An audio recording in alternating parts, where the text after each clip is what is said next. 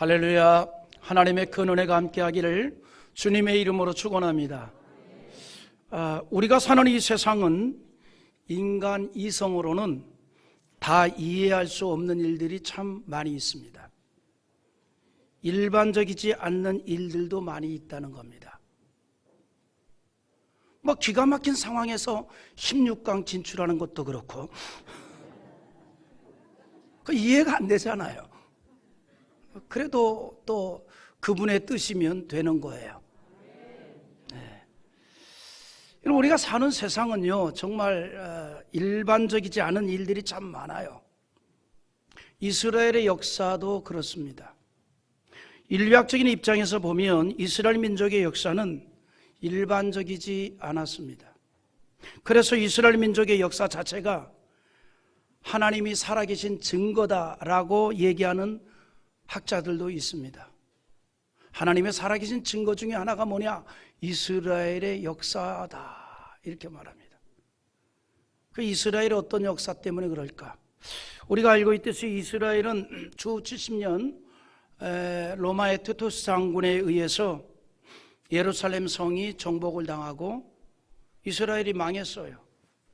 그리고 모든 백성들은 전 세계로 뿔뿔이 흩어졌습니다. 그런 그들이 2000년이 지난 후에 다시 나라를 회복했습니다. 나라가 망해서 전 세계로 흩어진 그들이 2000년 만에 다시 나라를 회복한다는 것은 인류학적으로나 역사학적으로 볼 때 대단히 특별한 사례입니다. 불가능한 일이 이루어졌다 이 말이죠. 여러분, 이것은요, 사람의 논리로는 이해될 수 없는 일이죠. 그러나 유대인들은 그 일을 이루었습니다. 여러분, 한국 사람이요, 미국 가서 이민을 가가지고 한 3세 정도가 되면요, 그 사람은 완전 미국 사람이에요. 한국의 어떤 그 감정과 정서가 전혀 없습니다. 그런데 유대인들은 자그마치 근 2000년 동안 나라 없이 전 세계에 뿔뿔이 흩어졌어요. 그런 그들이 다시 나라를 회복했다는 것, 이건 인류학적으로 불가능한 일이 현실이 된 겁니다. 이 일은 사람의 이성이나 논리로는 이해될 수 없는 일이죠. 그럼에도 유대인들은 그 일을 이루었습니다. 그렇게 될 수 있었던 것은 이미 성경에서 예언하였고, 또 예언대로 망했고 예언대로 회복이 된 겁니다. 예수님께서 한때 예루살렘 성에 대한 예언을 하신 적이 있습니다. 예루살렘 성이 외세의 공격을 받아서 예루살렘 성전이 무너지고 그 성읍도 무너지는데 뭐라고 얘기했는고 하니 돌 하나도 돌 위에 남지 아니하리라. 정말 그 예언대로 티토스 장군에 의해서 정복을 당하고 무너져 내렸습니다. 마가복음 13장 2절에 예수께서 이르시되 너가 이 큰 건물들을 보느냐? 돌 하나도 돌 위에 남지 않고 다 무너뜨려지리라 하시니라. 이 예언의 말씀대로 예루살렘 성은 무너졌고 이스라엘은 망했습니다. 그리고 이 땅에서 2000년 동안 이스라엘이라는 나라는 없어졌어요. 그런데 그 나라가 다시 1948년을 기점으로 회복이 되었습니다. 놀라운 일이죠. 이 모든 일이 다 성경의 예언대로 이루어졌다는 거예요. 우리나라를 상징하는 것이 무궁화이듯이 이스라엘을 상징하는 나무가 무화과입니다. 성경은 이스라엘의 회복을 예언할 때에 무화과 나무를 비유를 들어서 말씀했습니다. 예수님의 재림의 날이 가까울 때가 되면 나타나는 현상이 있는데 그 가운데 하나가 이스라엘의 회복입니다. 그것을 무화과 나무를 비유해서 이스라엘의 회복될 것을 말씀했습니다. 우리 마태복음 24장 32절과 3절 한번 읽어보겠습니다. 무화과 나무의 비유를 배우라. 그 가지가 연하여지고 그 잎사귀를 내면 여름이 가까운 줄 아나니 이와 같이 너희도 이 모든 일을 보거든 인자가 가까이 곧 문 앞에 이른 줄 알라. 예수님의 재림이 가까워지는 말세가 되면 이스라엘이 무화과 나무가 무성하게 되듯이 그 나라가 회복될 것이라고 하는 성경의 말씀이 여러 곳에 있습니다. 그리고 그대로 이루어졌어요. 근데 우리가 여기서 의문을 던져봅니다. 어떻게 나라가 망해서 백성들이 전 세계에 흩어진 채 2000년의 세월이 지나서 다시 나라를 세울 수가 있고 민족이 회복될 수 있었느냐라고 하는 거예요. 여기에는 하나님의 섭리가 있었지만 그 과정에 이스라엘 민족만이 가지고 있는 민족 의식이 큰 영향을 미쳤던 거예요. 이스라엘 민족은 자신들만이 가지고 있는 민족 의식이 있었던 겁니다. 그들만이 가지고 있는 민족 의식이 있었다는 거죠. 그들만의 고유한 민족 정체성을 긴 세월 동안 유지했고, 그것이 나라가 망해서 전 세계로 흩어진 민족을 다시 회복할 수 있는 근거가 되었다는 사실입니다. 이런 유대인들이 가지고 있는 세 가지 민족 의식이 있어요. 첫째는 선민의식입니다. 하나님이 자신들을 선택하였고 하나님의 소유된 백성이라는 선민의식, 자기들만이 하나님의 백성이라고 하는 선민의식이 있습니다. 두 번째는 성지의식입니다. 가나안 땅에 대한 의식인데 유대인들은 그 땅은 하나님께서 자신들에게 주신 거룩한 땅이라는 의식입니다. 이 땅은 하나님이 우리에게 준 땅이다라고 하는 의식이 있어요. 그래서 반드시 우리가 이 축복된 땅을 회복시켜야 된다라고 하는 그 의식을 여전히 가지고 있었던 거예요. 세 번째는 예루살렘을 중심으로 이루어진 여호와에 대한 신앙의식입니다. 이스라엘은 예루살렘 중심의 신앙생활을 오랫동안 해왔고 그 의식이 민족 정신 속에 남아 있었던 거예요.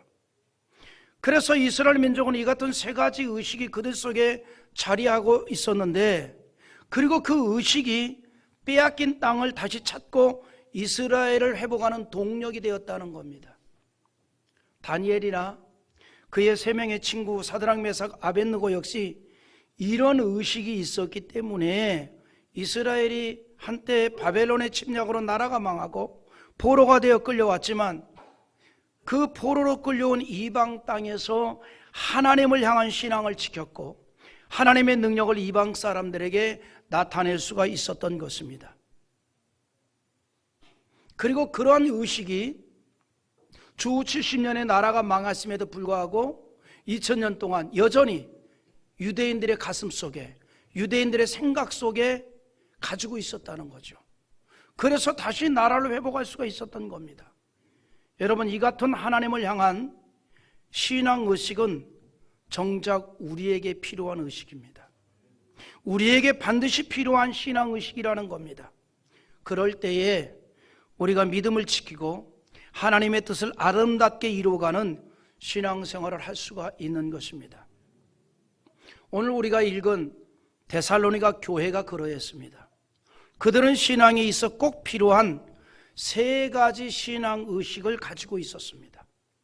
데살로니가 교회는요, 사도 바울과 연관된 여러 교회 가운데 조금은 인상 깊은 교회입니다. 사도행전 17장을 보면 사도 바울이 데살로니가 지방에서 말씀을 전하면서 일어났던 한 사건이 소개됩니다. 바울이 데살로니가 지방에서 서너 주간 머물면서 회당에서 하나님의 말씀을 전했는데, 주로 그가 전한 내용이 뭐냐면 그리스도가 어떤 분인가를 전했어요. 복음을 전한 겁니다.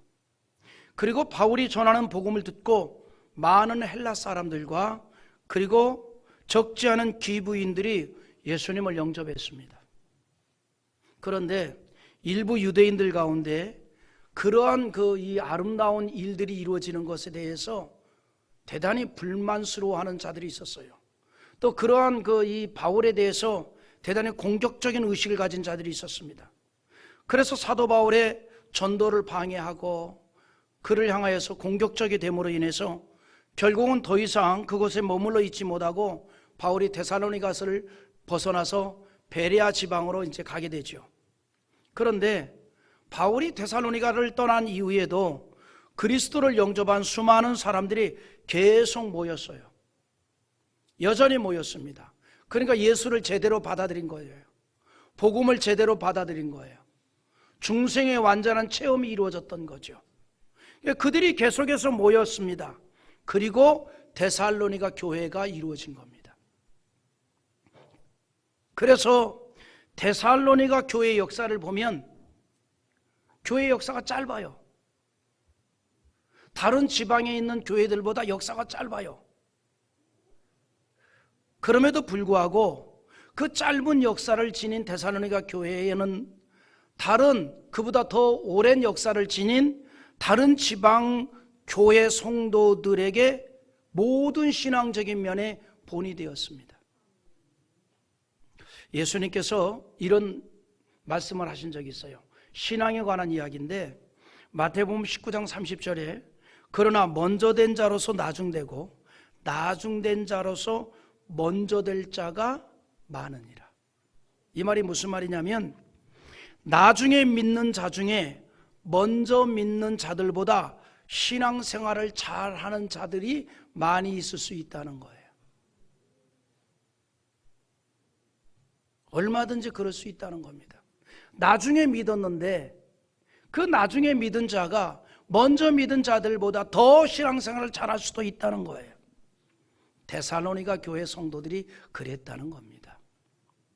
그들은 그 지방에서 나중에 믿는 자들이었지만 먼저 믿는 지역 성도들보다 신앙이 있어서 더 나은 모습을 보였습니다.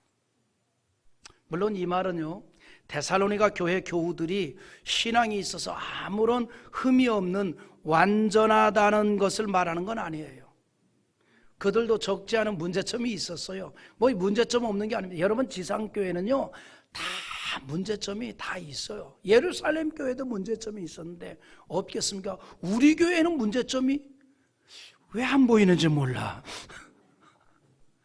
데살로니가 교회가 문제점이 있었는데 예를 들면 데살로니가 교인 중에는 균형을 이루지 못하는 신앙생활을 하는 사람들도 있었어요. 균형을 이루지 못했어요. 뭐냐면 주님 오실 날이 얼마 남지 않았는데 힘들게 일할 것 없이 다시 오시는 주님만 가만히 앉아서 기다리자라고 하는 사람들이 있었어요. 성경은 땀 흘려 일을 하라 그랬는데 전혀 일을 하지 않는 거예요. 주님 재림할 날이 얼마 안 남은데 꼭 요즘 시대로 말하면 종말론자들이 얘기하는 듯한 그러한 신앙생활을 하는 자들이 있었던 겁니다. 그들은 마땅히 해야 할 일까지 하지 않았습니다. 그래서 사도 바울로부터 일하기 싫거든 먹지도 말라는 말을 듣기까지 했습니다. 일하기 싫거든 먹지도 말라. 그런가 하면 교회 안에서 주님의 일은 하지 않고 말만 많은 사람들도 있었습니다. 말만 많아요. 그런 사람들도 있었다는 거예요. 그러므로 뭐라 그런 거니?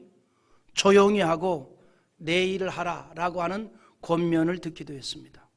조용히 하고 내 일을 하라. 데살로니가전서 4장 11절의 말씀인데 한번 읽어볼까요? 또 너희에게 명한 것 같이 조용히 자기 일을 하고 너희 손으로 일하기를 힘쓰라. 이게 한 번만 한 게 아니에요. 데살로니가 후서 3장 12절에서도 또 이런 얘기를 해요. 또 읽어봐요. 이런 자들에게 우리가 명하고 주 예수 그리스도 안에서 권하기를 조용히 일하여 자기의 양식을 먹으라 하노라. 그러니까 세상에서도 일할 일이 있으면 열심히 일하라는 거예요. 또 교회 안에서도 자기가 할 일을 찾아서 열심히 일하라는 거예요. 조용하고. 보면은 물론 꾼이 두 꾼이 있습니다. 크게 일꾼이 있는가 하면 말꾼이 있어요. 데살로니가 교회에도 말꾼이 있었다는 겁니다. 일은 안 하고 말만 하는 거예요. 원래요 일을 열심히 하면 말할 시간이 없어요. 말할 시간이 없어요. 데살로니가 교회는 책망적인 권면도 있었습니다. 그런 이야기도 들었습니다. 그러나 중요한 게 뭐냐면 신앙에 있어서 좋은 점이 더 많은 교회였습니다. 좋은 점이 더 많았다. 그리고 그 좋은 점이 더 많았고 당시 각처에 그들의 믿음에 대해서 좋은 소문이 났습니다. 이처럼 신앙이 있어서 좋은 소문이 난 데살로니가 교회의 모습은 성숙한 신앙이 어떤 것인가를 우리에게 말해주고 있는 겁니다. 믿음에 있어서 가장 필요한 세 가지가 조화를 이루었다는 거죠. 마치 피아노, 첼로, 바이올린, 삼중주의 연주를 통해서 아름다운 소리를 내듯이 데살로니가 교회는 믿음의 삼중주로 아름다운 소리를 내었다 이 말이죠. 좋은 신앙의 열매를 맺는 교회였습니다. 그래서 그런 데살로니가 교회의 성도들의 신앙에 대해서 딱 한 줄로 이야기합니다. 그게 3절이에요. 한번 다 같이 읽어봅니다. 너희의 믿음의 역사와 사랑의 수고와 우리 주 예수 그리스도에 대한 소망의 인내를 우리 하나님 아버지 앞에서 끊임없이 기억함이니. 데살로니가 교회의 믿음을 한 구절로 말했거든요. 그들의 신앙생활을 한 구절로 말했습니다. 그러나 이 한 구절에 우리에게 필요한 신앙적인 것이 다 포함하고 있습니다. 그래서 데살로니가 교회가 특별했다는 거예요. 데살로니가 교회는 그리스도인의 신앙에 있어서 무엇보다도 가장 중요한 믿음이 있는 교회였습니다. 그래서 표현하기를 믿음의 역사가 있었다라고 합니다. 단순히 믿음이 있는 것이 아니라 믿음을 통한 능력이 나타났다 이 말이에요. 여러분, 믿음에는요 역사가 있어야 합니다. 믿음은 역사가 필요합니다. 가버나움의 백부장이 그랬습니다. 여러분, 가버나움의 백부장이 자기 집 하인의 질병을 고침받기 위해서 예수님께 도움을 요청했잖아요. 그럴 때 예수님께서 그에게 뭐라고 얘기했습니까? 내 믿음대로 되리라 라고 선언을 했습니다. 예수님께서 백부장에게 내 믿음대로 되리라 라고 선언을 하자 백부장 하인의 질병이 완전히 치료를 받았습니다. 마태복음 8장 13절인데 예수께서 백부장에게 이르시되 가라 내 믿음대로 될지어다 하시니 그 즉시 하인이 나으니라. 할렐루야. 백부장의 믿음은요 단순한 어떤 자기 확신이 아니에요. 절대적인 믿음이었습니다. 하나님의 능력을 믿는 믿음으로 충만했습니다. 예수님이 하나님의 한 분이기 때문에 그가 원하면 능히 모든 일을 할 수 있다라고 믿었습니다. 믿음의 역사가 있는 믿음이었다는 사실입니다. 그 믿음으로 예수님께 도움을 요청하였고 믿음대로 하인의 질병이 치료를 받았습니다.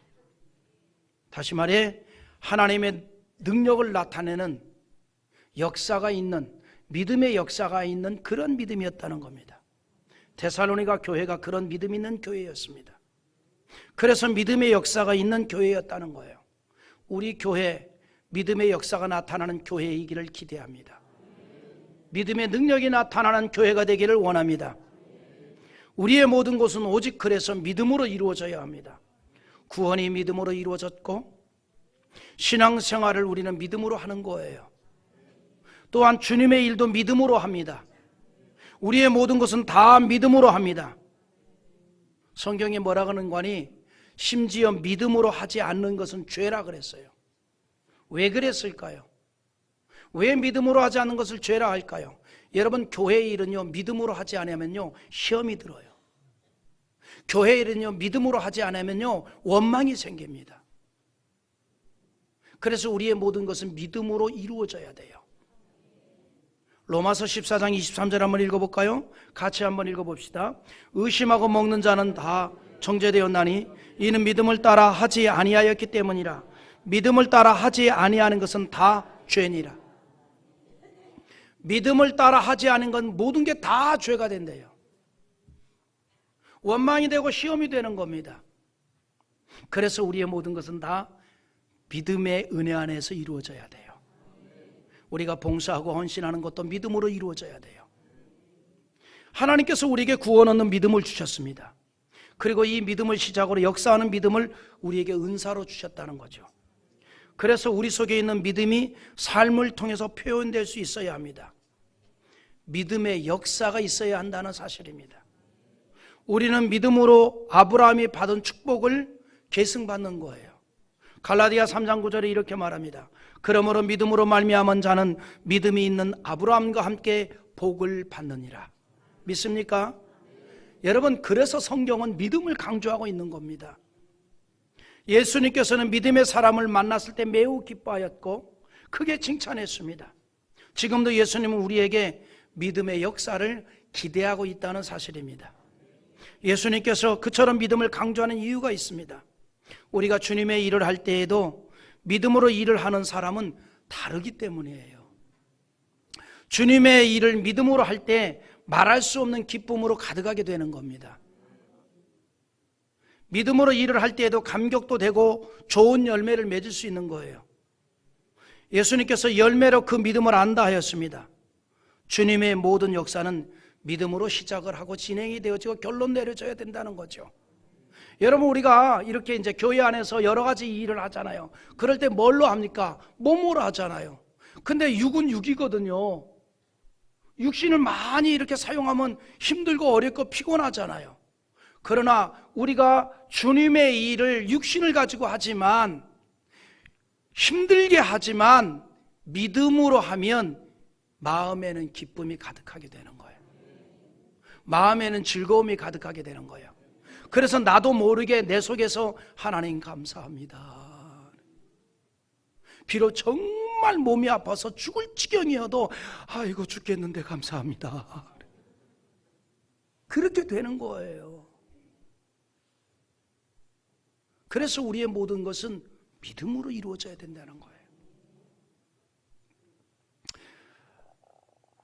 우리가 교회를 중심해서 주님의 일을 할 때 그 일이 어떤 일이든지 주를 향하는 믿음으로 할 때 주님이 나에게 주시는 희열이 있어요.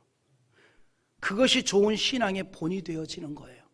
내가 무슨 좋은 신앙의 본이 되어야 되겠다라고 무엇을 다짐할 필요가 없어요. 그냥 믿음으로 모든 일을 매사야 하게 되면 주께서 주시는 희열이 있고 감격이 있고 기쁨이 있고 감사를 하게 되면 그 모습을 보고 그것이 신앙의 본이 되어진다 이 말입니다. 데살로니가 교회는 바로 그런 믿음의 역사가 있는 교회였다는 겁니다. 믿음의 역사가 있다는 것은 믿음의 행함이 있고 열매가 있었다는 것입니다. 믿음이 충만하게 되면 어떤 일이 일어날까요? 자동으로 나타나는 현상이 있습니다. 믿음이 충만하면 자동으로 나타나는 현상이 뭐냐면 사랑의 수고를 하게 됩니다. 그리고 그것을 마땅히 여길 뿐만 아니라 오히려 당연하게 여기고 감사를 하는 거예요. 여러분, 우리 교회도 이렇게 사랑의 수고를 하는 많은 일꾼들이 있잖아요. 목회자로서 그들을 위해서 축복 기도를 하고 그들이 항상 이 땅에서도 잘 되기를 기대합니다. 믿음이 있으면 자동으로 사랑의 수고를 한다는 거죠. 그래서 데살로니가 교회가 그런 교회였는데 사랑의 수고가 있다 그랬어요. 그런데 여기 3절에서 말하는 사랑의 수고는 사랑에 의해서 자극된 수고를 말합니다. 여러분, 우리는 어떤 것에 자극을 받으면 그에 따른 반사적인 행동을 하게 되잖아요. 신경적인 자극을 받아서 몸을 움직이기도 하고 내면의 감정에 자극을 받아서 어떤 행동을 한다는 거죠. 내면의 감정에 분노적인 자극을 하게 되면 분노스러운 행동을 나타나게 되고 내면의 자극에 무슨 어떤 감성적인 그런 그 자극을 받게 되면 또 감성적인 행동도 하게 되잖아요. 선한 일도 하고 도움도 주고 구제도 하고 이런 일들을 하지 않습니까? 마찬가지로 사랑의 자극을 받으면 거기에 따른 행동을 하게 되는데 그것이 바로 사랑의 수고입니다. 데살로니가 교회가 바로 그런 사랑의 수고가 있었다는 거죠. 사실 데살로니가 교회는 성도들이 많은 어려움과 핍박 속에서 복음을 받았습니다. 그럼에도 불구하고 기쁨으로 복음을 받았고 기쁨으로 복음을 위해 수고했고 기쁨으로 그리스도를 본받는 생활을 했다는 것입니다. 이게 귀한 거예요. 이게 믿음의 역사입니다. 우리 6절과 7절 한번 읽어볼까요? 같이 봅니다.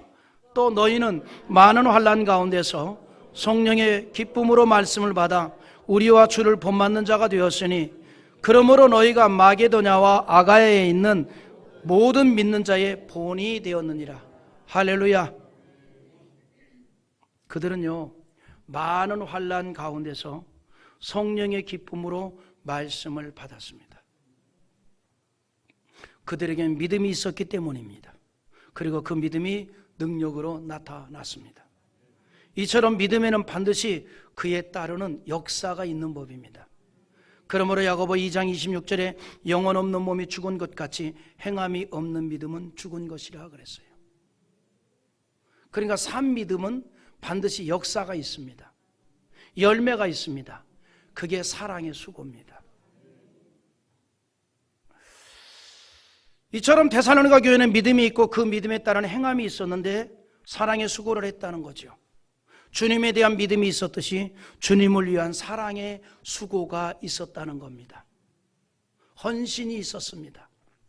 예수님을 구세주로 믿으면 모두가 다 예수님을 사랑하게 되잖아요. 할렐루야. 그리고 사랑하니 수고를 하는 거예요. 그것도 기쁨으로 하는 겁니다. 즐거움으로 하는 겁니다. 사랑은 반드시 수고를 동반합니다. 수고 없는 사랑은 사랑이 아닙니다. 수고 없는 사랑은 사랑이 아니라 단지 좋아하는 거예요. 좋아하는 거하고 사랑하는 거하고는 달라요. 사랑은 수고함이 있습니다. 좋아하는 것은 수고함이 없습니다. 이 차이가 있어요. 예수님께서는 우리를 사랑하시는 하나님의 사랑에 대한 증거였습니다. 하나님 우리를 너무나 사랑했어요. 그리고 예수님께서도 우리를 너무나 사랑했어요. 그리고 십자가에서 그 사랑의 절정을 보이셨습니다. 죽기까지 수고를 하였습니다. 희생을 하였습니다. 그러므로 로마서 5장 8절에 우리가 아직 죄인 되었을 때 그리스도께서 우리를 위하여 죽으심으로 하나님께서 우리에 대한 자기의 사랑을 확증하였다 그랬어요. 사랑의 확증, 예수님의 헌신이었습니다. 십자가의 죽음이었습니다. 그래서 사랑의 수고가 있어야 된다. 이게 믿음이라는 거죠. 데살로니가 교회는 많은 어려움과 핍박 속에서 복음을 받았고 기쁨으로 복음을 위해서 수고했고 그리스도를 본받는 생활을 했습니다. 뿐만 아니라 믿음의 역사를 통한 충성되는 헌신이 있었다는 거죠. 그리스도의 사랑에 이끌림을 받아서 수고를 아끼지 않았습니다. 그리고 그렇게 사랑의 수고를 하면서도 더욱 중요한 건 뭐냐? 항상 천국에 대한 소망을 가지고 인내하는 신앙생활을 했다는 거예요. 우리 주 예수 그리스도에 대한 소망의 인내라고 하였습니다. 여러분, 이 땅에 살아가는 모든 사람은요 항상 소망을 가져야 합니다. 누구든지 소망을 가져야 되는데, 왜냐하면 소망을 가지고 있으면 어떤 어려운 일이 있어도 참을 수가 있거든요. 인내할 수가 있거든요. 소망을 품은 사람은 어두운 밤에도 새벽을 바라봅니다. 그래서 소망이 있는 사람은 크고 작은 어려움을 헤쳐나갈 수가 있습니다. 때문에 사람들은 본능적으로 소망을 가져야 한다는 거예요. 그런데 우리의 소망은 세상적인 소망도 있지만, 그러나 더욱 중요한 것은 천국의 소망입니다. 천국의 소망은 끊어지지 않는 소망이기 때문입니다. 반드시 이루어지는 소망입니다. 세상의 소망은 소망을 가질지라도 다 이루어지지 않습니다. 여러분이 소원하고 소망하는 대로 세상의 모든 일이 다 이루어지던가요? 아니잖아요. 그러나 천국에 대한 소망은 끊어지지 않는 소망입니다. 반드시 이루어지는 소망이라 이 말입니다. 그래서 헛된 소망이 아니라는 거지요. 여호와를 경외하는 신실한 믿음의 사람에게 주어지는 소망입니다. 잠언 23장 17절과 18절 한번 읽어볼까요? 내 마음으로 죄인의 형통을 부러워하지 말고 항상 여호와를 경외하라. 정령이 내 장래가 있겠고 내 소망이 끊어지지 아니하리라. 여호와를 경외하는 자에게 주신 소망은 천국의 소망이거든요. 이거 안 끊어집니다. 반드시 이루어지는 줄 믿습니다. 그래서 우리가 이 세상에서 여러 가지 소망을 품을 때가 있지만 성경은 세상의 소망은 완전하고 영원한 소망이 아니라고 얘기합니다. 천국에 대한 소망만이 영원한 소망입니다. 여러분, 그래서 로마서 8장 24절과 25절 한번 더 읽어볼까요? 우리가 소망으로 구원을 얻었음에 보이는 소망이 소망이 아니니 보는 것을 누가 바라리요? 만일 우리가 보지 못하는 것을 바라면 참음으로 기다릴지니라. 여러분, 우리가 품어야 될 완전한 소망은 보이지 않는 소망이지만 반드시 이루어질 소망인 줄 믿습니다. 예수를 구주로 영접한 사람 누구에게나 이 하늘의 소망이 있습니다. 이처럼 하늘의 소망을 두는 사람은 어떤 사람이냐? 하나님을 자기 도움으로 삼고 살아갑니다. 이런 사람이 바로 복을 받는 인생이 된다는 거예요. 그래서 시편 146편 5절에 야곱의 하나님을 자기의 도움으로 삼으며 여호와 자기 하나님에게 자기의 소망을 두는 자는 복이 있도다 그랬습니다. 데살로니가 교회 성도들은 이 세상의 것에 소망을 둔 것이 아니라 오직 하나님에게 소망을 두었습니다. 그 소망으로 인하여 환난을 당했지만 그럼에도 여전히 하나님을 향한 신앙을 지켰습니다. 하나님을 향한 믿음에 간절함이 있다는 것이 각처에 알려졌다는 것이죠. 우리의 믿음의 역사나 사랑의 수고는 오직 천국의 소망을 가지고 나타나고 이루어져야 할 줄 압니다.